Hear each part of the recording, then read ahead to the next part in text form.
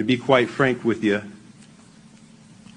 I kind of enjoyed beating Matt LaFleur twice a year.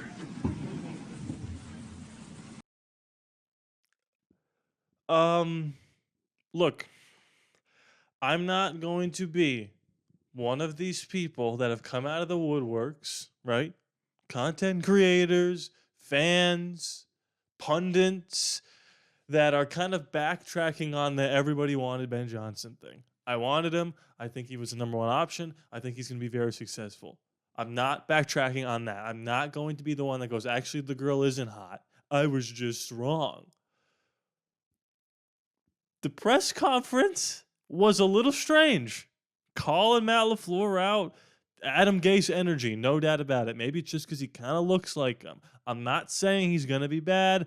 I wanted him. I still would like him. With all that being said, weird vibes at the press conference. That's all I'll say about that, and we're going to move on. My name is Rodney. Thank you so much for coming back and watching another video. We're going to get into the Spytek of it all. What a name. I've already seen... What was it? Was that Spygate? Is that what it was called? Is that what the official name of that scandal? Was it Spygate? I just keep wanting to say Deflategate. I see all the jokes. I get it. Ha ha ha. Let's move on from that too. John Spygate, who was the assistant GM for the Bucs when Tom Brady won the Super Bowl. He's boys with Brady. He was one of the names that was surfacing for our potential new GM after we fired Tom Telesco for seemingly no reason, although this does feel like an upgrade on paper. He's not our GM yet, but Schefter and everyone's reporting that he is our GM, and I don't want to do another video where I talk about a guy that was reported to have been our GM or our OC or our head coach, and then it turns out, just kidding, he's actually going to go to Jacksonville. However, with Tom Brady in the building, this is his boy, right? Him and Ben Johnson were friendly-ish. They only talked a few times before the interview. Spytek and Brady, like I said, are boys. I don't foresee a world in which this collapses and we fall on our face. Although if this does happen, if it does collapse, it won't. But if it does, we absolutely need to see where we built Allegiant Stadium, because if it is on some ancient historic burial ground, we need to move back to Los Angeles or somewhere else. Might be cursed. But assuming Spytek is the guy, I'm pretty happy. It's nice to have a general manager in place to be able to look and hire and interview the head coaches, because seemingly we always do the opposite. We'll bring in John Gruden, even though he's going to be the head coach. He's also going to be the pseudo GM. We'll bring in the guy from the NFL Network, who I kind of liked, but it's just going to be there to be the general manager. Dave Ziegler was brought in by Josh McDaniels, and Antonio Pierce was already there when I already forgot his name. Tom Telesco came into place. So, look, this is the first time, thanks to Tom Brady and the other people involved, that we've got a general manager, a young, up-and-coming general manager, some would argue the Ben Johnson of GM candidates, I don't know, we'll see, in place to now conduct more interviews. And I've seen a lot of people say, hurry up, sign this coach. Who's it going to be? Pete Carroll, Cliff Kingsbury, let's go, let's go, let's go. Friendly reminder, Dan Quinn, never heard of him, the head coach of the Washington Commanders, who has a rookie quarterback and a bunch of good players, not great players, in the NFC Championship, wasn't hired until February 3rd, I believe, 2nd. That just goes to show you that when you take your time, you have a young first-time GM in Adam Peters, comes from an organization like the 49ers, in place to study the coaching candidates, to weed out the good from the bad, to get your guy. Now look, Ben Johnson was our number one option, no doubt about it. It was also Jacksonville's number one option. It might have been New England's number one option if Vrabel wasn't available. We swung and we missed. With all that being said, nobody was clamoring for Aaron Glenn, which was another guy that we interviewed, so that's okay. He can go. And Mike Vrabel was never an opportunity or an option to begin with. So we missed out on one guy that we want. There are still a very good potential great crop of head coaching candidates out there. That some we have already interviewed or plan to interview, some we haven't. We'll talk about the Liam Cohen of it all, because there are reports that he's going to become the highest paid offensive coordinator in Tampa, but maybe he didn't know about the Spytek stuff. We're going to get into So many little tidbits I found out about Spytek, connections he has to coaches that we plan to interview or are going to interview. We're going to talk about potentially the Todd Monken situation, which feels like it's trending that way. We've already discussed Pete Carroll a lot. Before I get into all that, I need to tell you this. Hit that like button, comment away your thoughts, and subscribe. Why not? We're getting so close to 12,000. We're pushing so much further, creating new opportunities for me that I can't yet talk about, but are seemingly getting to that point with this channel. Last thing I'll say, patreon.com/ALLaBorde. I think we hit 28 members. We're 2 away from 30, which is insane. If you sign up at the lowest tier, which is $5, link in the description below, you get your name at the end of the credits. You get exclusive content where I just break down rookie quarterbacks, Sam Darnold, all the copyright infringement stuff that I can't post on YouTube goes up on Patreon. You get videos like this days in advance. If you upgrade a tier, you get videos ad-free and you get exclusive YouTube advice episodes from yours truly. Let me now put my glasses on, not because I'm an old man, but because I can't see anything. These glasses are so dirty. Excuse me. Look, as I bring up the tidbits about Spytek, and there's a great podcast episode that has resurfaced, or not resurfaced, but is making the rounds now. It's from 2022. Let me see the exact name of the podcast here. By the way, join the Discord, the ALLaBorde Raiders Discord. Link is in the description below. That's free. I put it in there. What is this podcast called? Okay, it is the Play Callers podcast. I think it's from The Athletic. Yep. And it is Building a Championship and Rebuilding a Contender with Buccaneers John Spytek. He was the GM of the Buccaneers. This was October 22nd. Oh, sorry, 2024. Excuse me. Not 2 years ago. It's from 2024, but it's before this season. So he talks about a lot of stuff on there, and I'm going to go into some of the stuff that he talks about. But before we do that, I just need to show you or tell you the connections he has to certain coaches. Now, from 2016 to 2018, Spytek was the Bucs GM, obviously. He was the Bucs GM, or not the Bucs GM, the Bucs assistant general manager. I read this completely backwards. From 2016 to 2018, Todd Monken was the offensive coordinator for the Tampa Bay Buccaneers when Spytek was the team's assistant GM and player personnel director. So that's the first big connection there. Obviously, Todd Monken led Lamar Jackson to maybe the best season of his career, which is going to be really funny when he doesn't win the MVP because they gave him to him last year with numbers, and this year he was very good, if not great. One of the all-time great quarterback seasons we've ever seen at a Russian quarterback, and he might not win because Josh Allen had just as good of a season. Neither here nor there. Todd Monken is somebody that people have been talking about for a long time. Derrick Henry, Lamar Jackson, he turned that Ravens offense into an absolute juggernaut. They came up just short again. Might be on Lamar. I don't know. We'll see. John Harbaugh. Don't know about that. I'm not a Ravens fan. I have a Ravens fan in the Discord, which is interesting. So Spytek and Monken are very close. Obviously, we know that Brock Bowers was being coached by Todd Monken in Georgia because he was a Georgia offensive coordinator. So that's something to keep in mind. Spytek was an intern and college scouting assistant for the Philadelphia Eagles in 2005 and 2006 when Steve Spagnuolo was a linebacker coach there. You know, I don't see a world in which we go Steve Spagnuolo, but you never know. Tom Brady, at this point, I think, is looking for someone with a little bit of experience, head coaching-wise, or at least coordinator-wise for a long time. You know, Todd Monken is in his late 50s, I believe.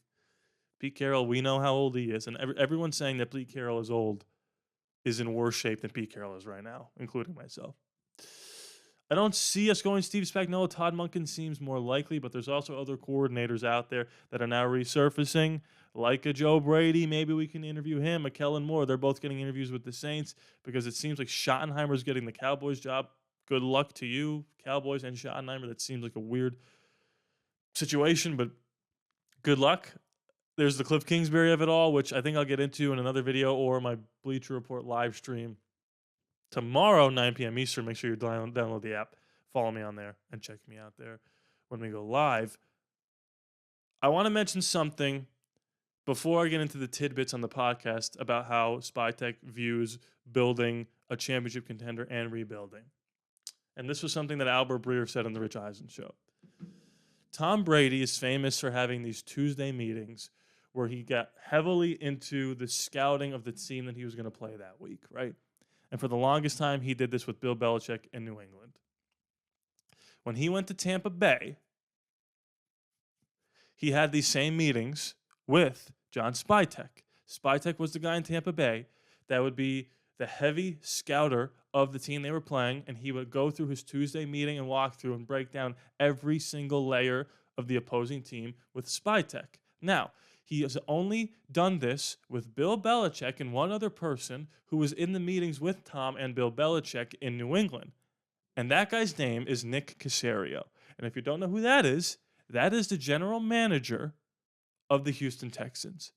The guy who took the Houston Texans job, and 1 year after the Lovie Smith nonsense, not that it was Lovie Smith's fault, it was just a chaotic year and he was the coach, they completely flipped the script. They rebuilt that thing into a decent playoff contender. So Tom Brady has had these meetings with Belichick, Caserio, and Spytek. Caserio is now a great general manager for the Houston Texans. Spytek will see. But a couple tidbits about that podcast that I listened to. He mentioned Liam Cohen, obviously. Now, Liam Cohen, you thought they were going to, you thought he was going to take the Jacksonville job. Didn't. And then they fired Trent Baalke, which is insane. Like, as poorly run as our organization is, Jacksonville is an absolute nightmare. And they have a quarterback. And Liam Cohen still was like, I'm good. Spytek on this podcast said, Baker Mayfield's been great for us. Liam Cohen has a lot to do with that. So I'm not saying that Brady and Spytek are going to convince Cohen to not become the highest paid OC in the history of the Tampa Bay Buccaneers, but instead to take an interview with us. I feel like they would have interviewed him already if that was the case, and they didn't for whatever reason. But maybe now, because they didn't think they were going to get Ben Johnson, or they thought they were going to, so they were going to go Lance Newmark. Now that's not the case, right? Poor Lance Newmark. Is he going to get a GM job? Is he the GM of the Jets? They now are like, okay, we're going to bring Spytek in. Now we should bring Cohen in. I don't know if he's already signed on a dotted line with Tampa Bay. Just something to bring up. And if that is the case, Liam Cohen having a lot to do with the success of Baker Mayfield, who's to say he can't do that with Geno or Sam Darnold or Justin Fields or Zach Wilson?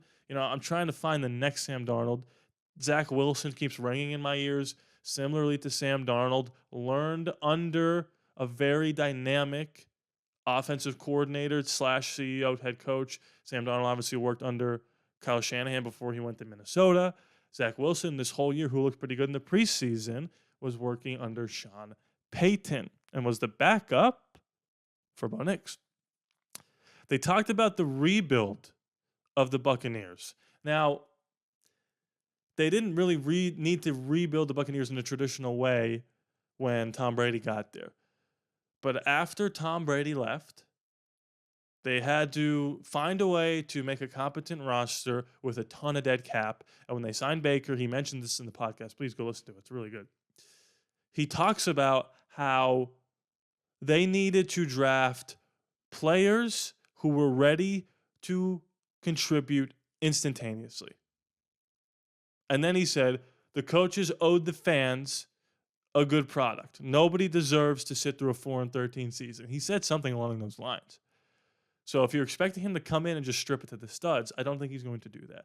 He has stated his draft philosophy with the Bucs was to draft readily available, ready to play, plug and play draft assets, value. Brock Bowers, DJ Glaze, JPJ, those kind of players.